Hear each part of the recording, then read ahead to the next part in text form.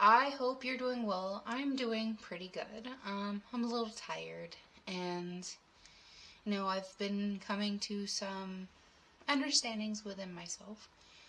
Like I still sometimes have this, I it's hard to explain. I am a kind person, and that's something that I will always be, but I'm not trying to prove that I'm kind anymore. I'm not trying to prove that I'm a good person. My personal beliefs on good and bad is that it's subjective. So just because I'm not good in someone's eyes doesn't mean I'm a bad person.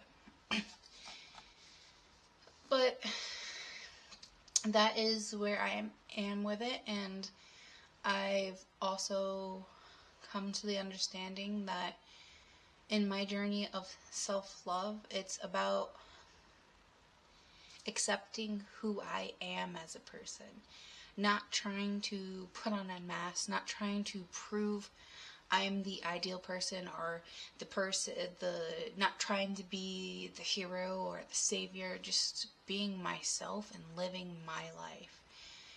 Because I realized if I continued on the path of sacrificing myself for the happiness of others, I was not going to, it was becoming harder to live it. It was becoming less enjoyable. And I realized in doing so, I was self-abandoning, that's the word. I was self-abandoning myself, and I was losing who I was as a person. A year ago, I honestly, if someone asked me who I was, it would be really hard to describe myself other than being a good person. And I realized I needed to find out who I was, do things I like again, make time for myself. I've never made time for myself, and I did that because I felt like I didn't deserve my time. That's why when I say start being self-centered, I don't mean in the sense of you are the center of the world and everyone should everyone should do exactly as you want. I mean, you hold yourself accountable for your life. You understand that you are the person who chooses your life. If you don't want to do something and someone tries to push you into doing it because you're a bad person, then they are not a person for you. You value yourself. If someone can't value you, you understand that you don't need to give them that energy, and instead you take that energy and put that into valuing yourself. And that's what I mean by self-centered. Got a little passionate there. Sorry, I guess I'm a bit more passionate about self-love because I understand what it feels like to be in that place of not feeling worthy of even yourself. And everyone is worthy of living because of the fact that they're alive. You don't have to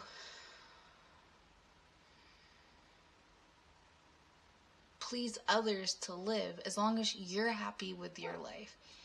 Now, I have my own moral values that I follow. You have your own moral values you follow. I'm not going to tell you how to live your life.